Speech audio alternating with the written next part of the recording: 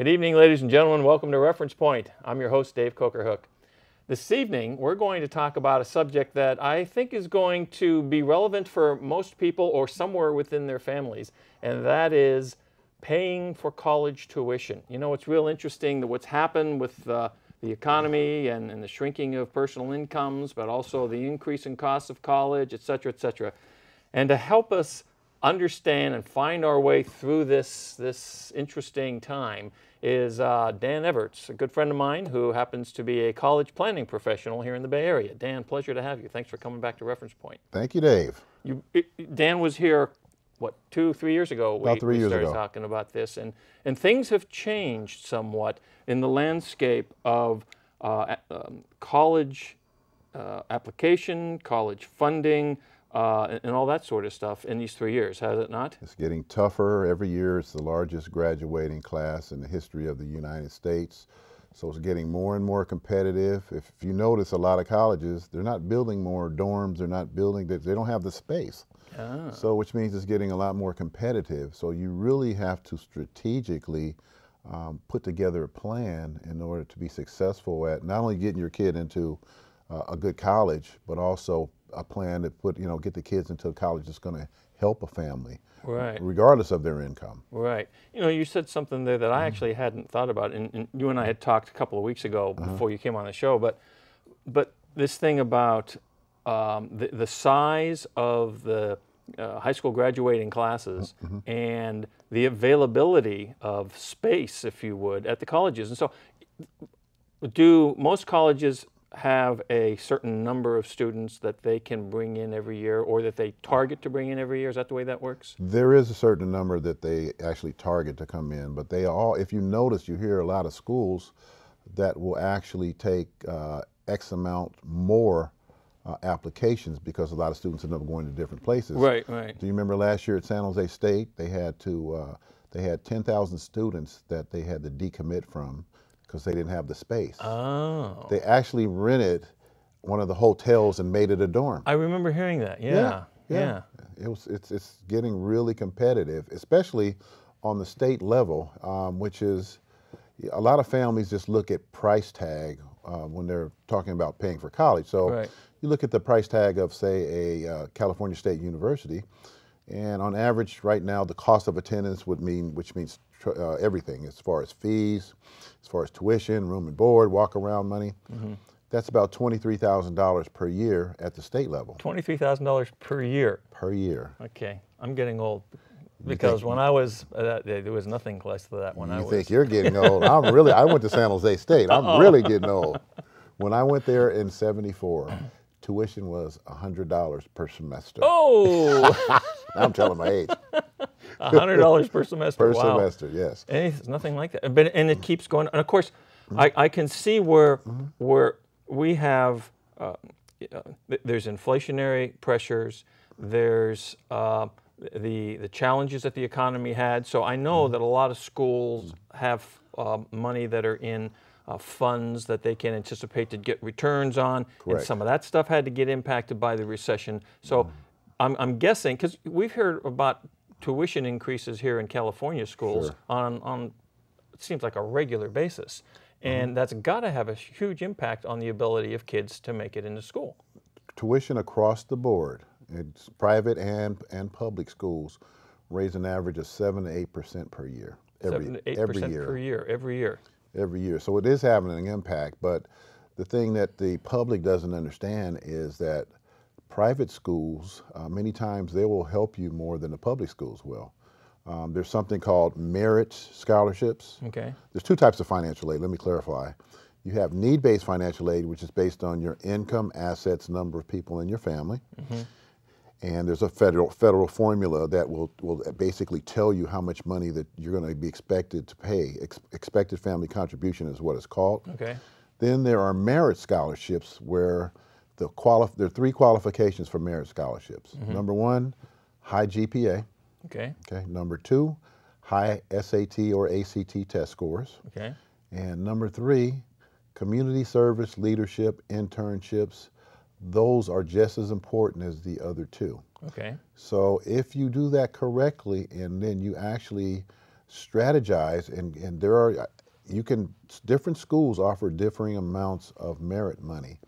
And, you do your research. And I know as a college planner, I know right off the top of my head, 20, 30 schools that will give you, $20,000, $25,000 off the top. No, we're talking private schools as opposed to Yes. the public schools? State schools, public schools are hurting very badly because of the budget cuts. Oh, sure. The UCs have very limited merit money. The Cal States almost have none. Basically, you'll be offered a parent loan, and thank you very much, unless you're eligible for the Cal Grant. The Cal Grant is about $12,000 a year at a private or UC. And a Cal Grant is based on, it has income limitations. I think for a family of 4, you can make no more than $80,000 per year. Wow. So the merit scholarships can make up for that. I mean, the best of both worlds is to get some need-based financial aid and merit-based financial aid. Right. But again, there's a lot of merit out there, but again. But the merit stuff is going to be built around the students' success in what they've done at an earlier stage, yeah? Their high school years. Their high school years. Starting in the 9th grade. Yeah. A student should probably do at least 200 hours of community service while they're in high school. Do they realize this? No. No. Many times they'll say, well, my school makes me take 25 hours a year. That's not enough. A lot of schools are looking for students that are, going above and beyond. So they have, a lot of them have no idea. Some do. As an example, you're talking about leadership. Say your kid wants to go to an Ivy League school or Stanford. You better make that number closer to 300, and you better probably step up and start your own leadership club at your high school. At the high school level, when I was in school, there was a college counselor. Okay. I imagine they still have that sort of thing in the high schools. They do. And are the counselors able to provide, are they giving this kind of heads up information to these students? To a point they do. I mean, they do the best that they can do. I mean, there's, you figure at depending on the school district, Pinole Valley High as an example, their guidance counselor is the forensic math teacher, and because they eliminated the position. Go out into the Tri-Valley where I have a lot of clients, they have maybe 8, 9 the guidance counselors at each school. Yeah, but the problem is they're limited in that they do a good job at getting you in college, but they can't pick up someone's tax returns and say, wow, there's a strategy that I see there that can basically save you thousands just by doing this simple little thing. So they do the best that they can do it. But again, even if you have 8 guidance counselors at a school with 3,000 students, that's tough. Yeah. I mean, come on, what you gonna really do? Yeah, I think it's an interesting thing that you mentioned here about being able to analyze what your personal situation is from an assets perspective, and then looking at what the opportunities may be to be able to find a strategy that will allow you to take advantage of the offerings that the schools have. And I think that one of the tendencies is to look at it and say, oh, geez, St. Mary's College or USF or Pepperdine or something like that, whatever. Pepperdine's public, I guess. But you look at some of these private schools and it's like going to cost you an arm and a leg to go there. And so I'm sorry, Billy, it's just not in the cards. But it doesn't have to be that way is what you're saying. It really does not have to be that way. And I'm going to give you a good example of that. One of my students, mom and dad live in Danville. They make combined income of about $250,000 per year. The student did everything correctly when it comes to the community service internships. Her GPA was about a 3.75, which is not over the top. Her test scores were right between 1,900 and 2,000. Well, I said, are you open to leave California, first of all? And she said, I'm open, that's fine. And if you are open to leave California, that opens up a whole other door. Well, historically, what I do as a college planner is I try to put together a plan to only apply at schools that historically are going to help you. Well, St. Joseph's in Pennsylvania, in Philadelphia, her financial aid package was $29,000. Their cost is $55,000. She will graduate in 4 years. And again, parents are happy as a lark because they were under the wrong impression. Yeah. Because we make $250,000 a year, we're not going to get anything. So more than half of the annual tuition is being covered by the merit scholarship that you were able to help them find. Correct. Okay. So how hard is it to find these things? I mean, can the average family, I mean, that's not, say, a a six-figure family, are there things for them? I mean, are they relegated? Oh, I've got to take it to the state school level, or no? I suggest that an average family, if they're not a six-figure family, it actually makes it easier. Really? It actually makes it easier if they're doing what they're supposed to do in the classroom and with their test scores and the other things I mentioned. Because then you're open to both merit money and need-based financial aid. So, I mean, your aid package can be very substantial if you understand and you apply it to the right school.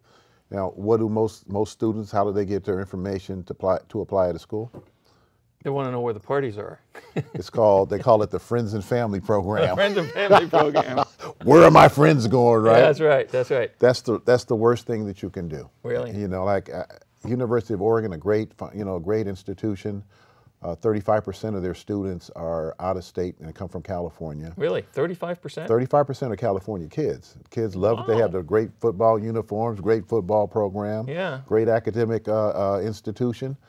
But they're very limited on what they will offer to a family. Pretty much, even if you had the need.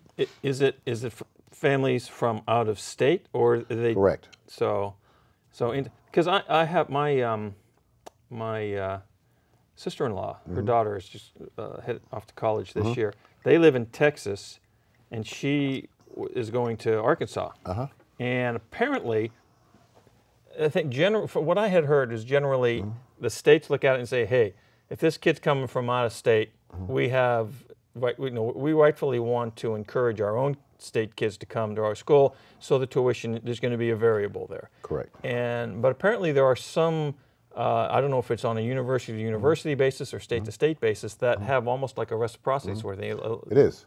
It's called, in the western states, it's called the Western Undergraduate Exchange. And they have the reciprocity program for, local states to California back and forth. So, but it depends on the program. See, like every school is different. Like, as an example, if you go to Arizona State, the only program that adheres to is aeronautical engineering. Oh, so it may differ based on the curriculum that you're looking to get. Correct. And then the requirements are different. You go to, say, Nevada, Reno. Great school, you get out in 4 years. You need, the requirements, I think, are about a 3.5 GPA, but you need to score 1,100 on the SAT, and that's your math and reading. If you are above that, then you're eligible to get in-state tuition.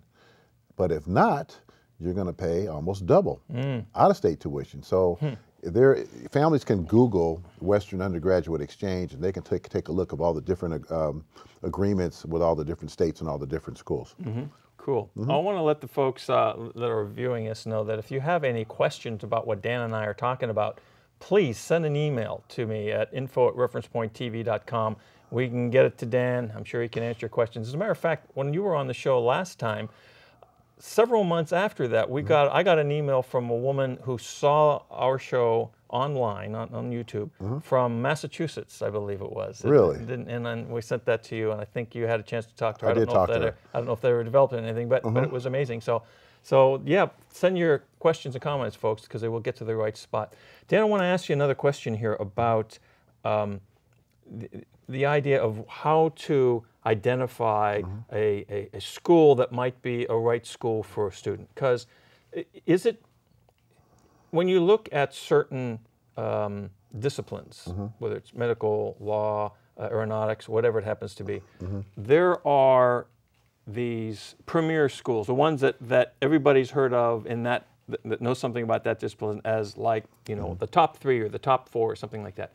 Is it really that important to go to one of those schools and get a degree in your discipline from one of those schools if you're looking to take that skill, take that knowledge, and apply it in the workaday world? Well, Dave, 8 years ago, and for the first 4 years of being in this business, I thought that was the case. But what I'm seeing now is I have a lot of kids that are in college that have gone through my program. And what I'm finding out is a lot of those kids, you go to, say, a UCLA or Cal Berkeley, the average GPA to get in both those schools is right around 4.1. 4.1. Yeah, 4.1, right. That's Yeah. pretty good. So when they get there, not everyone is going to be a 4.0 student. So a lot of students, because of how competitive it is, their GPAs drop to, say, 3.1, 3.2, 3.3. And as a result, those kids cannot get into the higher rated grad schools. Oh. So my philosophy now is, when I consult with a family, is let's look at some of the schools that are not the big name schools that may not be on your radar, because what's happening is a lot of my students that go to the smaller schools where the class size is between 15 and 30 students as opposed to 400 or 500 at Cal Berkeley. Right. You excel there, 3.7, 3.8, 3.9, 4.0. They're getting into the bigger name brand colleges when they go to grad school. Programs. And see, the employers now are not so much looking at your undergrad, they're looking at your graduate. Where did you go to grad school? Where'd you go to grad school? Because a lot of kids. Where'd you get your MA? Yeah. Where'd you get your you go. PhD? There you go. So that's sort of my philosophy now, is open your mind a little bit. Let's look at 4 years from now. Let's figure this picture out and see where, first of all, what is your major going to be? And then, let's start gearing towards, if you do this, then the consequences are going to be this. Interesting. So are the students, the high schoolers, responding to this kind of logic? Mine do, because you're a big guy, and I'm a they big look guy, at you and you say, "Okay, Dad." It's true. If you explain it to them, a lot of kids get it, and then maybe 2 out of 10 won't get it, but then most kids are pretty smart, and they're gonna, Dave, we spoke about when you go to college, the college experience. Yeah. Regardless of whether you go to a giant school or a smaller school, you're going to have a good time in college. College is it changes you socially also. Right. So, I mean, once I explain it, and, they could take a look at some of these schools. I have kids that go to, like, Chapman University that wanted to go to USC. Well, I say, why?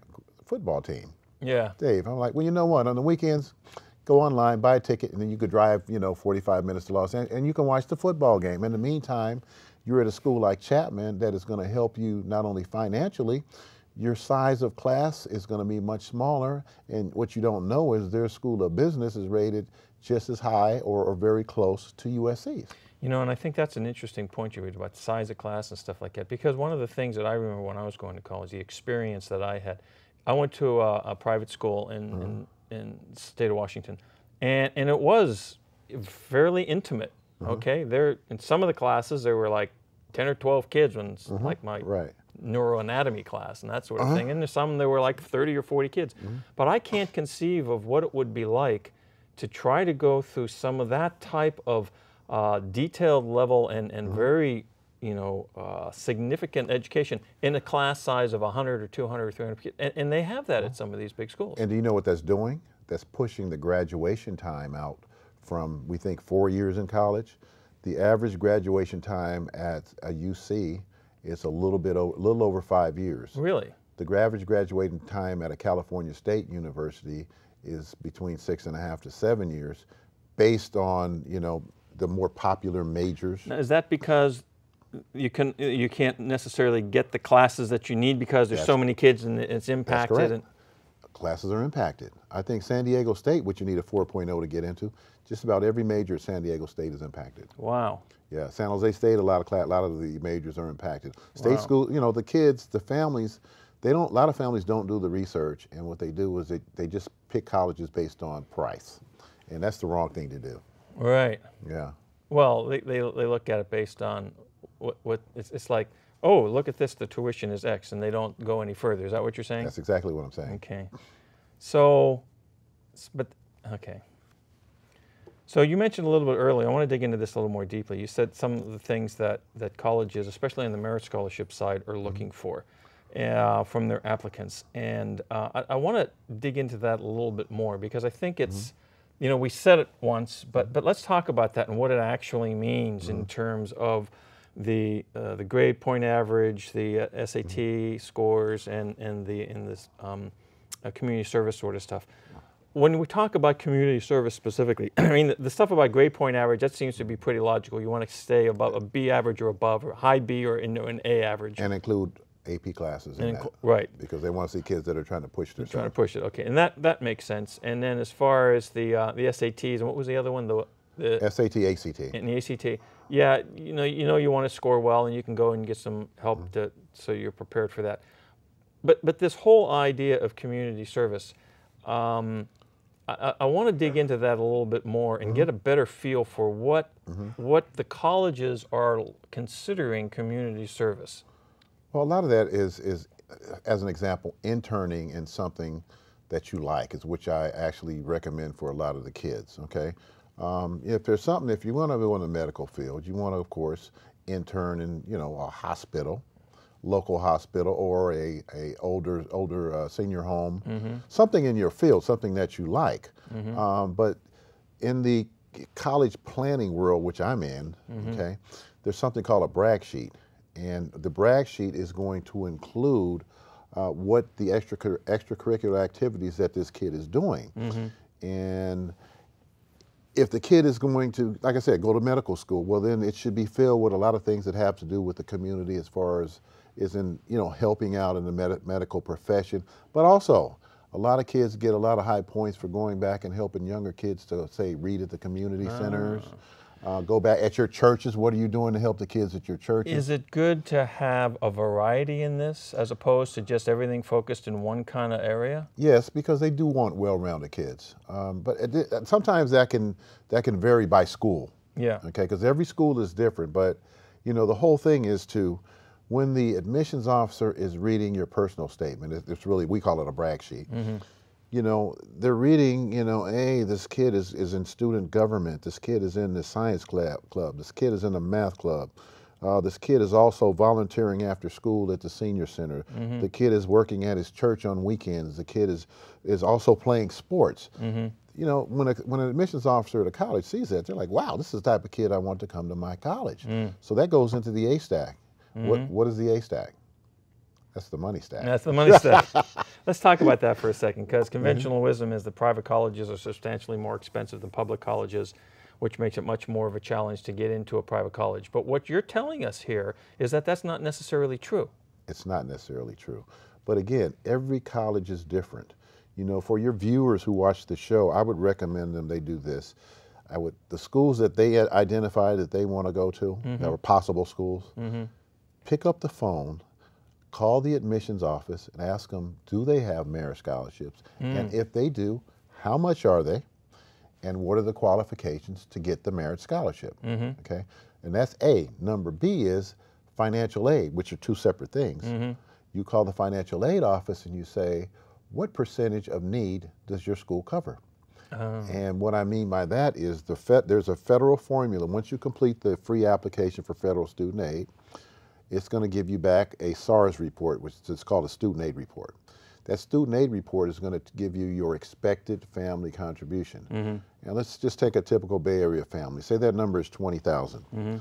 Say the school costs $50,000. That leaves a $30,000 need or gap. Right. Now some schools will cover 100% of that gap. The majority of schools will only cover 40 to 60% of the gap. So as a result, that's why you have to ask the questions. Now, I have software programs that tell me that number on any school in the country, so we're kind of ahead of the game. Right, but it's something that the people can do for themselves. So let me ask you this question, because this I think is key. When do you need to, as a parent, when do you need to start preparing? When do you need to start this information collection, stuff like that? I mean, the circumstances are going to change year to year for the schools. You said earlier that things go up 6 or 8%. But so I'm a parent. I got kids that are in 9th grade. One in 7th, one in 9th. Something like that. When do I need to start really putting attention on this? To be honest with you, the day they walk out to the delivery room, but to be honest with you, that's not very practical. Yeah. Most families kind of put it off and start thinking about this when they're in high school, which is way too late. I mean, it doesn't mean you can't be helped, it's just it would make it so much easier if you really started the process in the 7th, 8th, 9th grade. I work with a gentleman in Texas that starts preparing kids for the SAT when they're in the 7th and 8th grade. Really? Wow. Last year he had one kid that scored, he's in the 7th grade. He scored more than 50% of all seniors in the whole United States. Oh, wow. Yeah, so I mean, that's part of it too. You have to look at that part as an investment.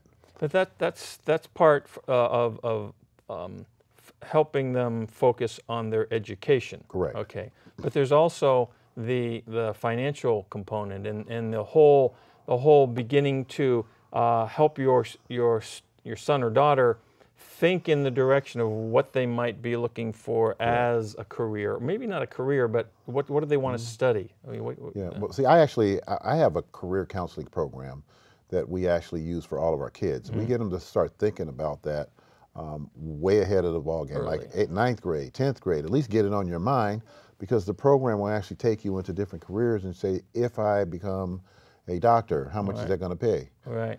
Pediatrician, #1 answer for kids. Right.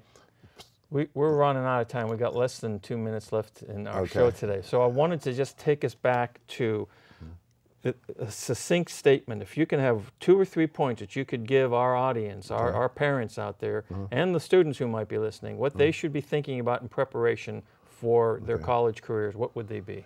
#1, what you want to do is you want to start the financial aid planning, and you want to start the savings planning for the parent. For the kid, you want to really take a look and see what careers that interest you. And then you want to start gearing your high school curriculum towards what you really want to do. But starting the whole process is probably #1, just to get it in the parents and the kids' mind that you have to have a strategy to this now. Right.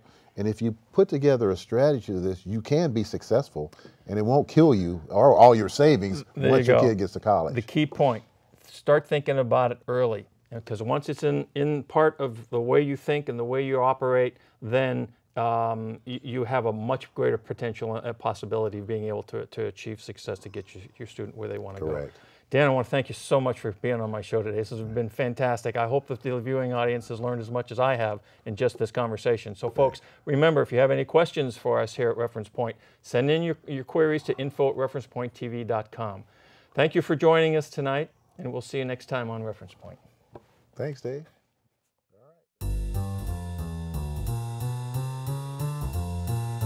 All right.